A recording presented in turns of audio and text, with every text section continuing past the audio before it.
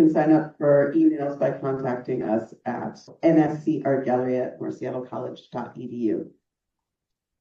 This is the last week of the exhibition Competitive Edge, which is in the art gallery right now. This group show based in sports is up through this Friday. It's a very strong exhibition, and I urge you to see it if you are at all able.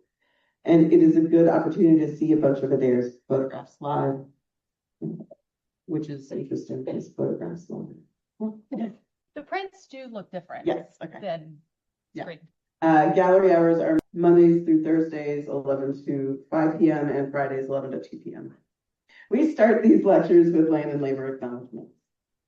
North Seattle College acknowledges that we occupy the lands of the Coast Salish peoples, the descendants of the first peoples of this region, a people whose cultures endure and are valued. Without this land and these cultures, we would not have access to this gathering, dialogue, and learning space. We take this moment to honor and thank the original caretakers of this land and their descendants who are still here. We encourage participants here today to consider our responsibilities as we stand in solidarity with the sovereignty, cultural heritage, and lives of Native, Indigenous, and First Nations people. We also pause to recognize and acknowledge the labor that created the United States and from which we all benefit. We remember that our nation is built on the labor of enslaved people who were forcibly brought to the U.S. from the African continent, and we recognize the continued contribution of their survivors. We acknowledge immigrant labor and recognize that voluntary forced and prison labor contribute to the building and ongoing maintenance of our nation. We acknowledge all unpaid caregiving labor. Additionally, we acknowledge the critical importance of the work towards racial equity that continues across this country in response to racial injustice and generations of structural racism. And please join us in looking at what we can all do to make this world better for all and be held accountable. So thank you. There will be an opportunity to ask questions at the end of this lecture. You can ask these questions yourself at that time. We can share the microphone. Or if you're on Zoom, you can put any questions in the chat as they come to mind, and we will read them at the end of Adair's lecture. Please also add any comments you want to the chat, as it will be sent to Adair. So you might think something was beautiful and write it.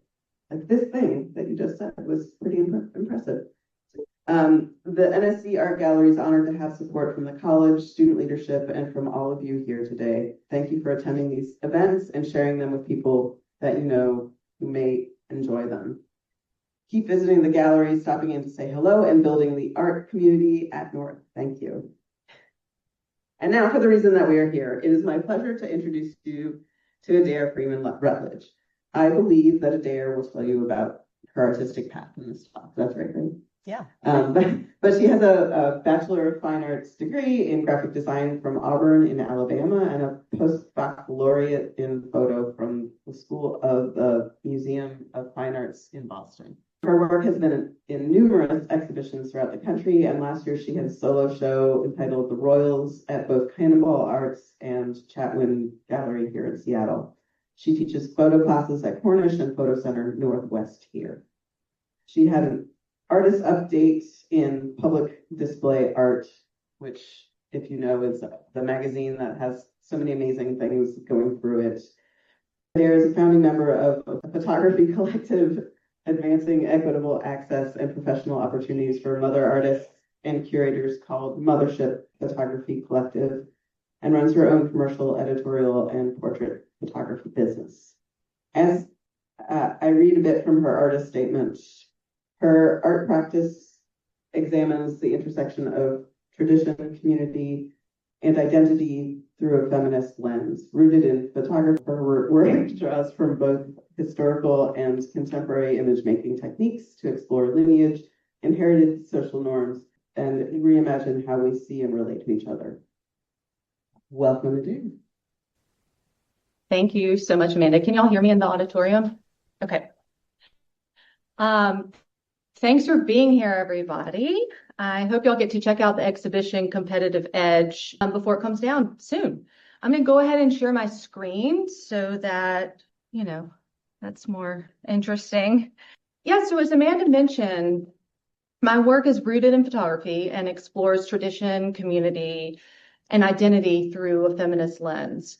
But more than anything, community is at the center of my work. The pieces that I'm showing at the NSC gallery are from two different projects, the Nashville Cardinals and the Seattle Tootsie Rollers. And I'll share more about both of those today, as well as what I'm working on currently. The Nashville Cardinals is a body of work I made from 2014 to 2016. So the Nashville Cardinals I made over 10 years ago, looking at the role of a longstanding American tradition, looking at the role that tradition plays in the 21st century. So football is old. Its origins date back to China, Greece, and the British Isles in the 7th century. But American football, as we know it today, began after the Civil War as a way to toughen up boys since they had no war to do it for them. And then it only really gained popularity with the advent of television in the 1950s. And today it's a central point in American monoculture. Like something like 95 of the top 100 most watched TV broadcasts in 2025 were football games. As such, it generates a huge amount of revenue through TV advertising, all of which goes back to the NFL and team owners who operate in the U.S. as a nonprofit organization. A lot of this revenue is put back into youth sports leagues, creating a pipeline for new players and new audiences. Personally, I have a love-hate relationship to the sport. I never played. Well, okay, correction. I was never allowed to play. And I have 2 left feet, so and I'm basically tone deaf, so majorettes and marching band were off the table for me. Nor was I about to be a cheerleader, cheering for someone else. But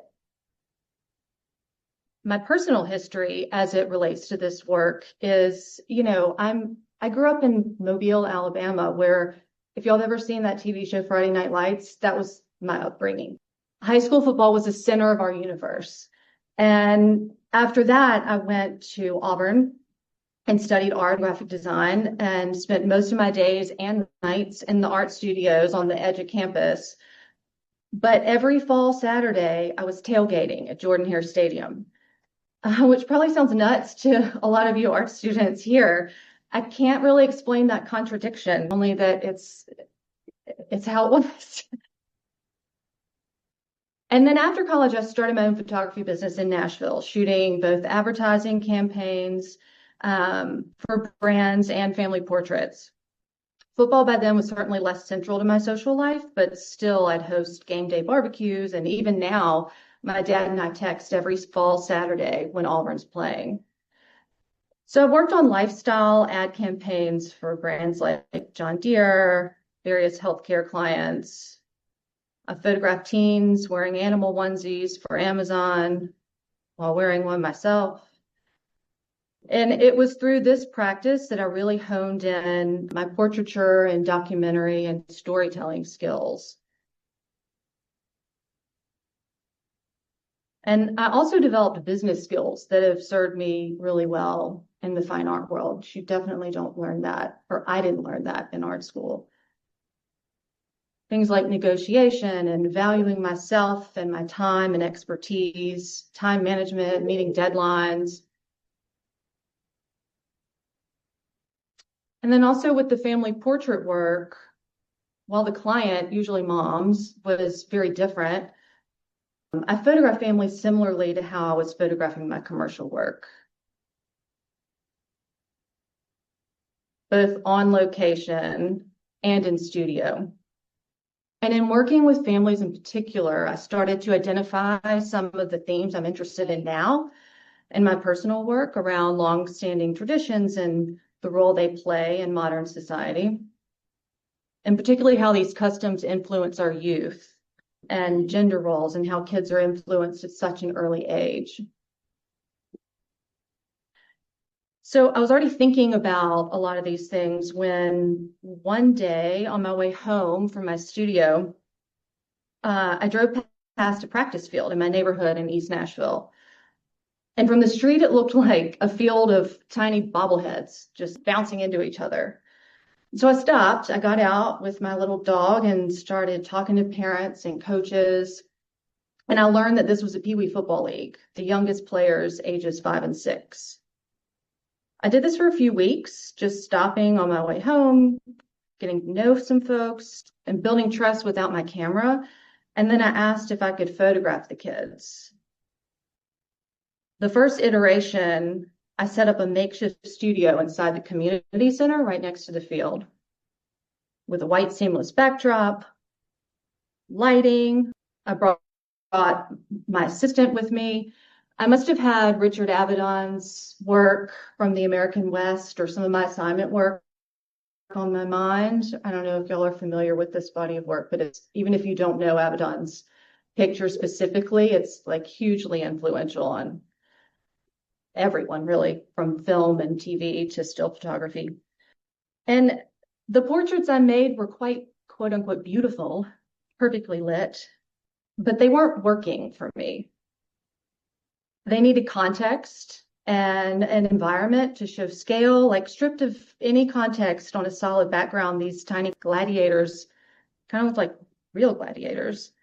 And like you can see here, you know, they're only kindergartners, like with missing front teeth.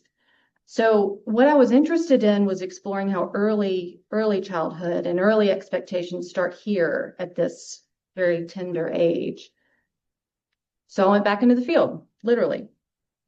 I made pictures in the environment. And I should add that it had been like 9 or 10 years since I'd really focused on a personal project, really since I was in art school in Boston. So I was so focused on running a photography business, which I needed to be to pay my bills and figure out how to do that. But I was, you know, like dying a little inside. So I made this conscious decision to rededicate myself to personal work. Anyway, it took me a bit to get my footing and really find the shape of this project. But after a few sessions, I hit my stride, and by then I was a fixture at practices and games. And I was still spending a lot of time with the kids without a camera and talking to families while also making these environmental portraits and documenting games and practices and trying to understand folks' viewpoints on a sport that by this time in 2014, it was getting a lot of bad press for concussions. And this was sort of new information at the time, but, or at least publicly new, for concussions and CTE, chronic traumatic encephalopathy, which is a progressive degenerate brain disease caused by repeated head injuries and trauma. Pee Wee football leagues are the beginning of the pathway to high school, college, and then NFL football. And they also establish social norms, community, and values for boys at an early age. So here I'm exploring the dissonance between tender affection and routine concussion checks,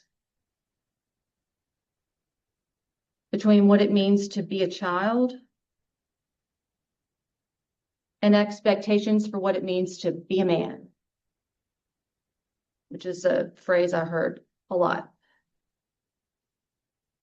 And I'm looking at how concussions and pressure to succeed impacts a child's development and how the dynamics between coaches, parents, and kids set a precedent for the next generation. While also acknowledging the positive community impact. You know, I mean, this is bringing people together. And so I would make the family's prints and bring them to games and practices. And this sweatshirt, the aunts of one of the team members had printed one of my pictures on their sweatshirt and was wearing it to the championship game.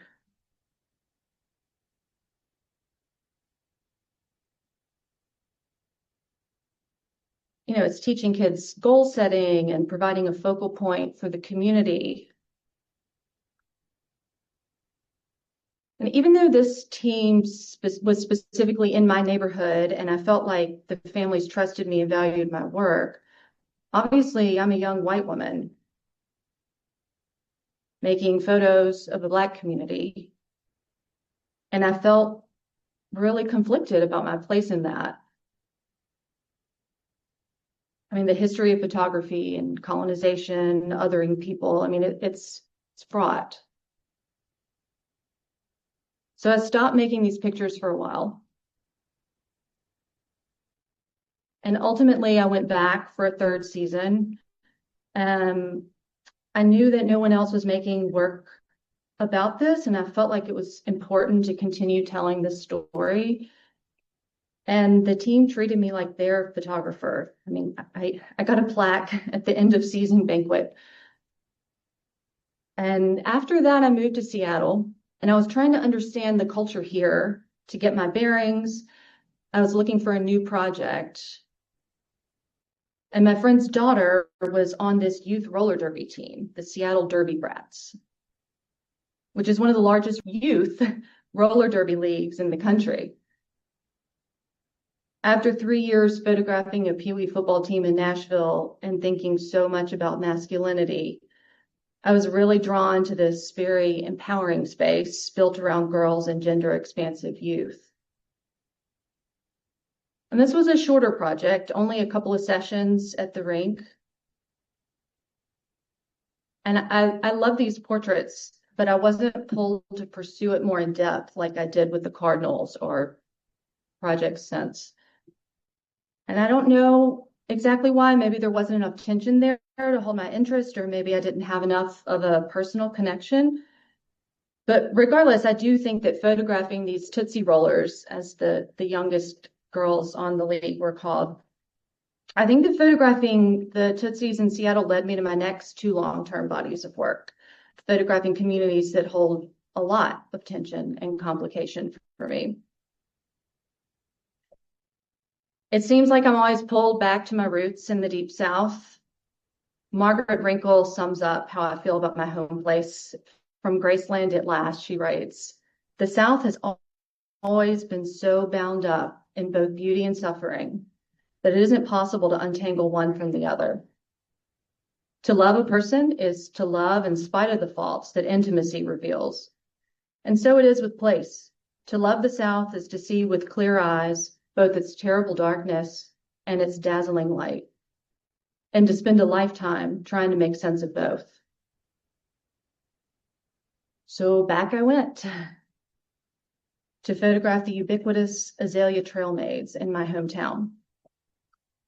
Every spring since the 1920s, 50 high school girls are chosen on merit to participate in the court of azalea trail maids. Clad in signature antebellum dresses, their coveted role is to act as ambassadors for the town for 1 year. They attend civic events and pose for a lot of pictures. They greet dignitaries, from local politicians to Donald Trump. They even marched in Obama's first inaugural parade, all while, quote, embodying the ideals of Southern hospitality, as they say. This is a huge honor. It is legitimately merit-based. Only the brightest high schoolers are selected for trail. They undergo an extensive interview process.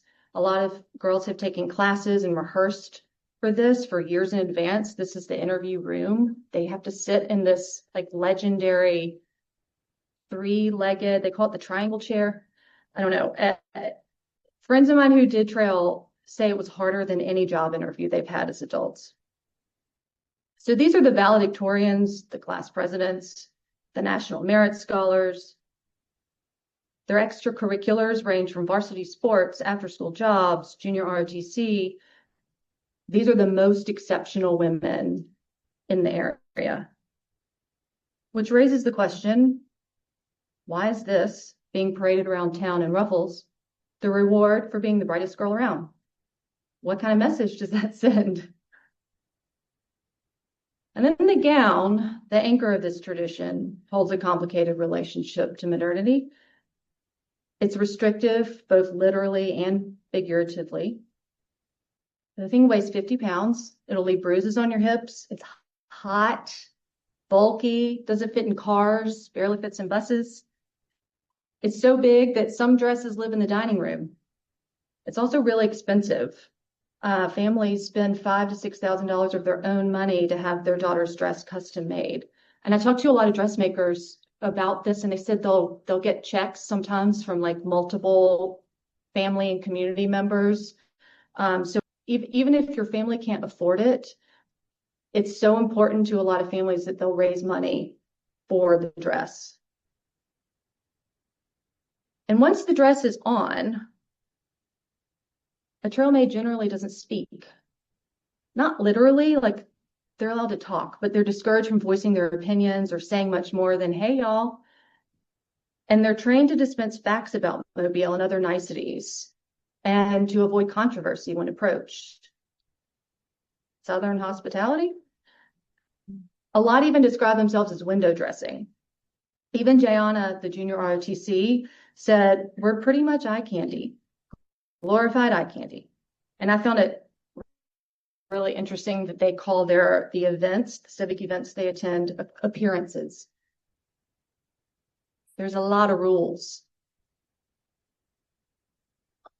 You're not even allowed to retort when catcalled or whistled at. And I experienced this when I was making this picture at the local gas station. Two young men walked by and hollered at the trail maids, whistled at them. And the girls didn't say anything. They just kept filling up with gas. And I was furious, like ready for a snarky retort or defend them in some way. But I bit my tongue and instead I asked the girls about it, is this a regular thing? And they said, yeah, it happens a lot. But when we're wearing the dress or the costume, we have to be ladylike and behave with grace and just let these things roll off our backs. Clearly, there's a disconnect between what the dress represents historically and the multicultural modern young women who wear it now. Modeled after the attire of white Southern plantation era elite, these are the gowns once worn by the wives of slave owners. White women, maybe trophy wives, who are to be seen and not heard. So is asking our young women of today to aspire to pretend to be these maids, reinforcing a misogynistic and patriarchal system, even a racist one? It could be argued, especially against the backdrop of the Me Too movement and the removal of Civil War monuments, Black Lives Matter, and empowering women and people of color, that the restrictions of performing as a trail maid reduces them to an antiquated role. However, today's trail maids don't see it this way. To them, it's about friendship, camaraderie. It's going to breakfast after an appearance. It's an honor within the community, and they're all high achievers. This is a competition. They want to win it. For some, this is a princess dream. For others, the significance is much bigger. Taylor, the Queen of Trail in 2017, in her own words, told me she was reclaiming the dress. She said, now I have the dress. That's what I like to tell people. They're not wearing the dress anymore. It's a new thing now. Casey, the valedictorian of her class, told me, I tried out for trail for all the little Black girls who wanted to dress like that, but they were slaves and they couldn't have one. Being from Mobile, I grew up seeing the ubiquitous azalea trail maids around town my whole life. And I have to admit that as a teenager, I didn't even consider the racial implications. I'd never lived outside of Alabama. It wasn't something anyone was talking about, and I didn't have the lens to view that through. The organization was confusing to me for other reasons. Like as a straight A student, when my peers were trying out, I could not understand the draw to work really hard for something and then just smile and wave. And so I thought I didn't relate. One of the biggest challenges in making this project was getting the girls to break out of their very well-practiced, polished, rehearsed role of speaking like a Southern lady. And so I was interviewing and incorporating audio because I wanted the girls' voices and words to be part of the work, but that was a new process for me. I'm pretty skilled at small talk, but so are the girls, and it could be really hard to break through the surface. And one of the tricks I learned for interviewing was to ask a question and then stop talking. Even or especially if there are awkward pauses, like that's when all the interesting stuff comes in. But I really struggled with this too, because I also was trained as a Southern lady, filling the silences, but before anyone gets too uncomfortable, carrying on a fluid conversation and making sure everyone's okay. And now I realize how much I actually do relate to this tradition and these girls, even though trail wasn't something I participated in. It's really the way I was brought up too. Like the trail maids, I was raised with the expectation that a good girl got to be intelligent, but more importantly, beautiful, well-spoken, but never confrontational, athletic, but above all else poised. Essentially, we were kind of brought up to be seen and not heard, despite our many accolades. And there's a lot of rhetoric right now about female empowerment, strong women, but what is society's expectations for young women now, really? And like all projects worth digging into, the deeper I got, the more questions I had. I'm asking myself, why are we still telling our young girls this is your reward for being the best? Like, what does it mean that girls are still willing to silence themselves? What does that say about where we are? And in the era of Me Too, why are we still encouraging a polite smile when men whistle and catcall? And what does it mean to wear, essentially celebrate, antebellum garb in the 21st century, especially against the backdrop of Confederate monuments being taken down and the Black Lives Matter movement? But after talking to Taylor and Casey and a lot of other trail maids, I wonder if maybe it is possible for a 17-year-old small town girl to appropriate such a hefty symbol, make it their own. During the pandemic, I made new images of the 2020-21 court with their matching masks and tearing off their masks, which I felt was metaphorically appropriate. And I also started making these azalea botanicals, these landscapes, thinking about, the relationship that they may have to the women. And maybe these enabled me to say things through flowers and landscapes that seem too on the nose with straight portraits. And now I'm continuing to tease apart a lot of the same ideas and themes that informed past work with this project called The Royals, which explores beauty standards, matriarchal lineage, and identity through the lens of queens and princesses of local festivals all over the US. Each year, many communities across America honor their local heritage or economy with the festival. From Opp, Alabama's Rattlesnake Rodeo, to Marysville, Washington's Strawberry Festival, to the Pendleton Roundup in Eastern Oregon. And these events often culminate in a grand parade through Main Street, led by the festival queen and her royal court. And a lot of these towns are celebrating their 75th, 85th, or 100th festival anniversary. Before COVID, they'd only been interrupted once by World War II, underscoring their cultural significance. The royal duties and selection process vary from court to court. Some retain evening gown and swimsuit competitions. Others prioritize scholarship, leadership, and public speaking. Often the crown, or cowboy hat, or beady garment is passed down through generations of women who wear it as proud ambassadors for their town.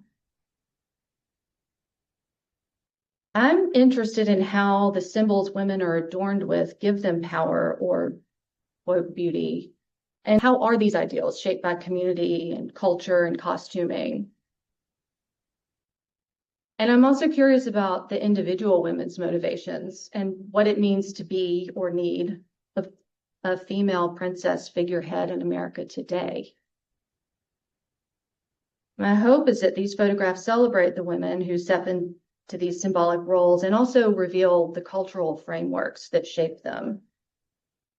When I exhibit these pieces, the prints are large because the details around them, like just behind the backgrounds I've created, around the edges of the frame, are important to me, not so much in a journalistic way, but I like having these little hints of the cultural forces around us.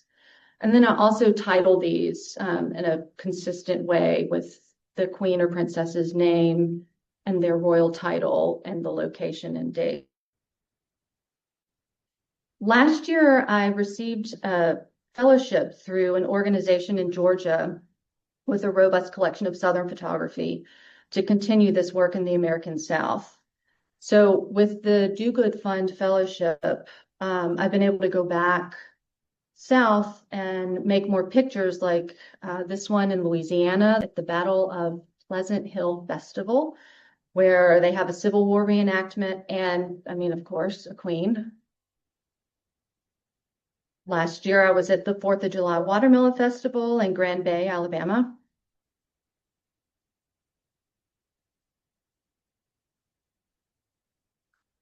And just a couple of weeks ago, I went to Alabama's Rattlesnake Rodeo Roundup. And eventually this wants to be a book, but that's down the road because I feel like this is still an ongoing project and it's changing shape. I'm now collecting these archival photographs of festival queens. And I'm pairing my contemporary photographs with the archival photos, and then I'm finding it like the Library of Congress and other historical archives and even eBay. I like how they start to make a new odd connection between images and across time and maybe start to ask different questions. How do local rituals both preserve history while evolving with it? Do they? How do young women navigate pride and tradition alongside evolving ideas of autonomy and representation? And right now, I'm asking the queens to dress me up as them and photograph me. So this is a behind the scenes picture of me being photographed by the Rattlesnake Princess, wearing her tiara and sash. It was the most fun. So tender, like she was helping me look the part and pinning her tiara, and we had 100 bobby pins. And I'm thinking I need to video the process because I can't verbally express it. And I also don't know if this direction's going anywhere. You all might be the only ones to ever see these pictures, but I'm so interested to explore more what happens when the camera's turned on me. When the queen herself, like the person that I used to photograph or was photographing an hour before, has all the power and full control over the image.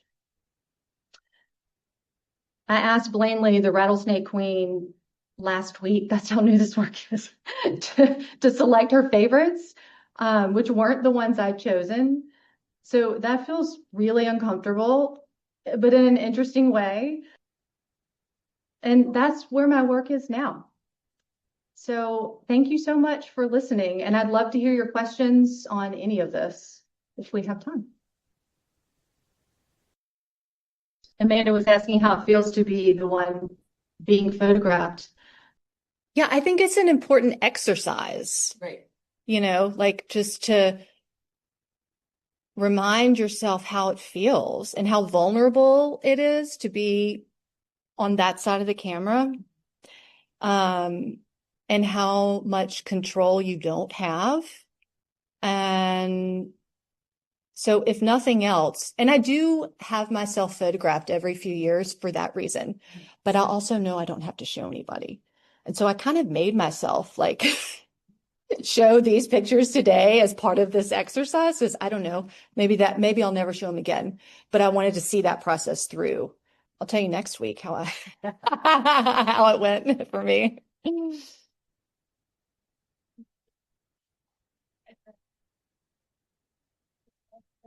I do think I'll keep doing it because I don't think that one is enough. I mean, if it becomes something that's integrated into the entire body of work, I'd like to see more of them and then decide. Like, and maybe I'll end up only needing one, but I'd like to see what happens when different kinds of women photograph me, when it's a 12-year-old versus a 60-year-old, or when it's, a Native American woman versus a white woman that looks like me. I'm just curious to see how the dynamic shifts as different people photograph me.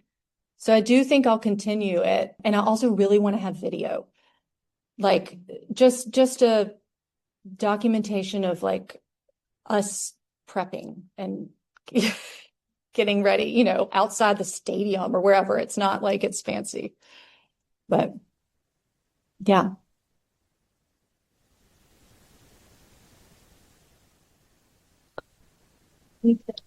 Value in your hometown? I have not shown the Azalea. Well, that's not true. I haven't had a solo show of the Azalea Trailmaids in my hometown. The first time I was involved with the Do Good Fund, that organization in Georgia, they have a really cool program where they accept curatorial proposals. So anybody could request to curate an exhibition with their archives. And so someone from Mobile curated a show in like a church basement or something, which I just love. It was not a gallery. And she curated a show and used some of my images of the Azalea Trailmaids, but it was a group show. So the girls that were in that were in that show, I mean, I told them about it and they got to come out and bring their families to see it. And then that show that work has traveled a lot. And the girls are now out of college. So like some of them are back in Mobile, but some of them are living all over.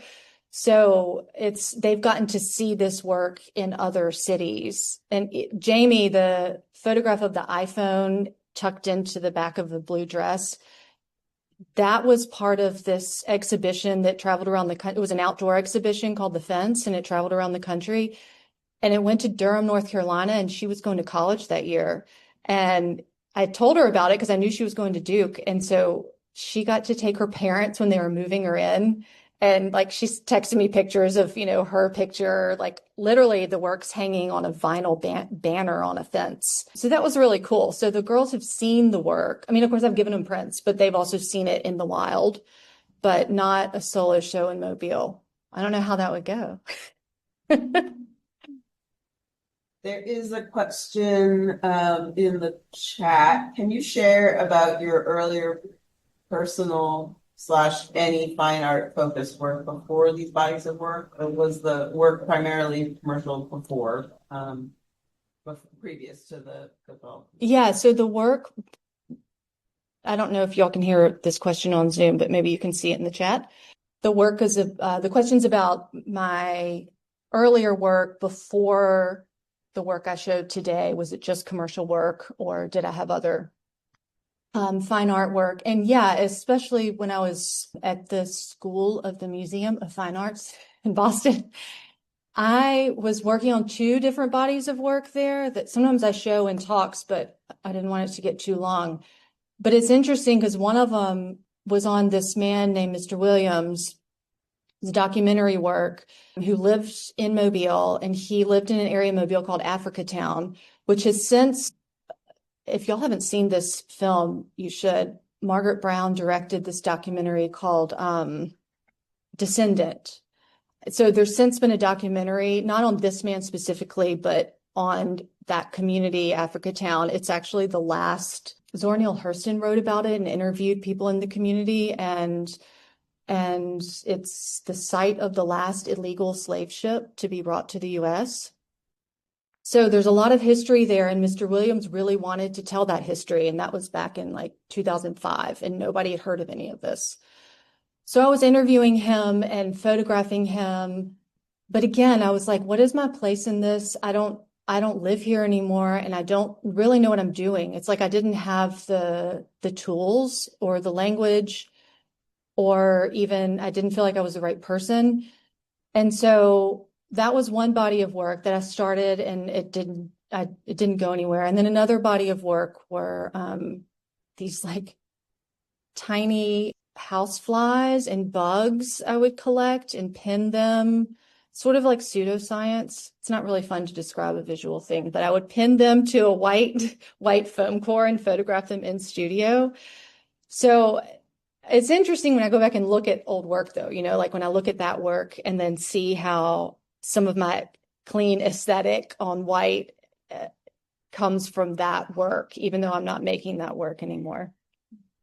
But yeah, and then I did, like I said, spend 9 or 10 years after that, just like fully focused on paying my bills and learning how to run a business. I think I didn't have the confidence either to feel like I could be an artist only until I could not. Does that make sense? So I spent so long trying to still be in a creative world, but I never really fit in that world. And I was making a living, like I bought a house and did all the things But I had to come back to this. And now I'm just, I'm still doing a little commercial work, a little editorial work. I'm teaching, I'm making art. Now I'm just doing all the things. But yeah, I hope that answers that question. Fruitful from not belonging in some way, like putting yourself in a position where you don't belong. Yeah. Eventually, I don't know. Amanda was saying something fruitful and not belonging. Absolutely. And I think that helps me in the work I'm making now. Like I can go anywhere in the country and not know anybody that not know anyone in the festival I'm walking into and connect with people on some level. And I mean, I am sort of an introvert, so I have to like hype myself up to do it, but I can do it. Question about the trail mates specifically, like beyond the like pomp and circumstance of them going out for their experiences, is there any sort of like scholarship money that they receive or Casey was asking beyond the pomp and circumstance of the Azalea Trail Maids and them going out for appearances, is there any scholarship or anything else that they receive? No. And a lot of pageants there is, it's like pennies, but the Azalea Trail Maids don't get any compensation. They pay for their own dresses, and there is a queen. I didn't go too deep into that project, but there is a queen. Taylor was queen the first year I was photographing them. She's the one wearing pink. And the queen's the only one that gets to wear pink. And she gets a scholarship to Auburn University if she chooses to go there. And she didn't choose to go there. It's actually hard to get in now. So like a lot of girls can't, it's really competitive. Anyway, the queen gets a college scholarship to the state school in Alabama, but no one else receives anything other than the,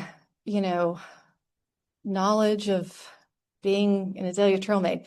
And I mean, I think the girls feel like, I've talked to them so much about this because I'm like, don't you want something? They love the process, for one, like it's the camaraderie of it and it's fun for them, but they also like, it's such an honor. It's hard to understand if you don't live there, but it's such an honor. And everyone in Mobile, you see an Azalea Trail Maid and oh, that's a really smart, high achieving young woman. And so that alone, when you're 17, I think feels like reward enough. I don't agree with it. And I've told the girls that. I'm like, but yeah, that's also what they're taught, which is what really draws me to making this work. It's like, we shouldn't be grooming our young girls to accept that this is enough, Yes, Katie? yeah. I'm sorry. Yes, but have you talked to the trail maids like several years after they participated and like have their thoughts about it changed, or have you thought about incorporating that into another project or anything? Yeah, Katie was asking if I've talked to the trail maids since and have their ideas changed or their feelings about it. And I do keep up with a lot of the girls.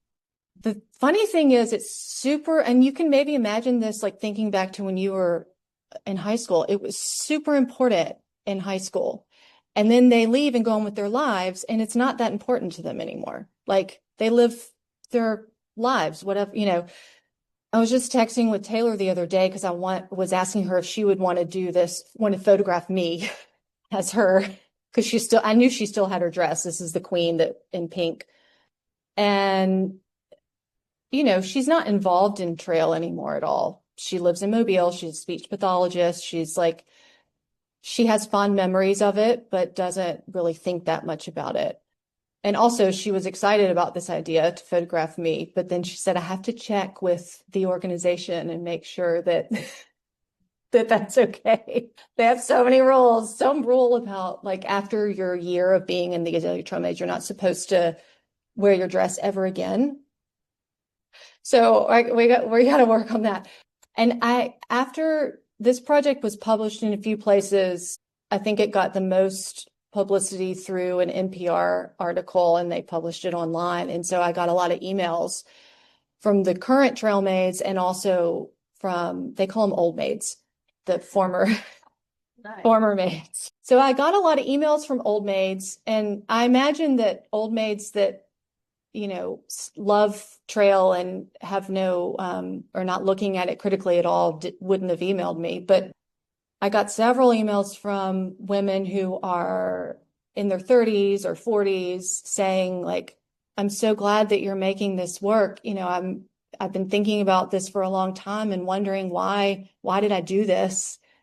And I mean, a couple of people were like, I'm kind of embarrassed. But then some people also just, it's so layered, you know, they just still feel kind of conflicted about it. And some people don't think about it at all, which is totally human, right? There's 50 girls every year, so everybody's going to come away from it. 50.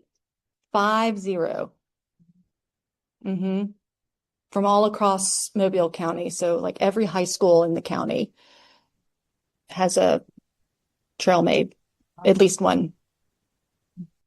How many dressmakers are there? When I was photographing, there were 6, and they weren't like official dressmakers. It's just that nobody else knows how to make these things. So, you know, these dressmakers also make wedding dresses and other things like that. But there were 6 at the time, which means they were making a lot of dresses. What is that? 50 divided by 6. And there's also a dress check, which I'd always wanted to photograph. And because I had already moved to Seattle, I never got to go back for it. It happens in December, and they all meet in a gymnasium. And I've seen videos of it. Someone walks around with a clipboard and like measures how far off the ground the dress can be. And, you know, my friend who was a Peach Trail maid our senior year didn't have enough ruffles. And so she had to go back, you know, because there's just so much restriction around what you can and can't do. But the dressmakers are all at the dress check, and yeah, there's about 6 of them. Huh? I do too. I would love to get funding to go back and photograph that. But when I was going back a lot to photograph the girls for the years that I was making that work, I still had a lot of clients in the area because I'd lived in the area. And so I would tie it in. I guess I'm saying this to students. There's always creative ways to make your work. Like, I didn't have funding for it, but I would have, you know, I would have a job, like an assignment in the area. And then I would tack on an extra couple of days and stay at my friend's house and make the pictures and then come back. So that's how I made that whole body of work. But then I got pregnant, and it was much harder to get out, you know, to like tack on an extra day or 2. Thank y'all so much. Appreciate the questions. Thank you, Adair, for being here.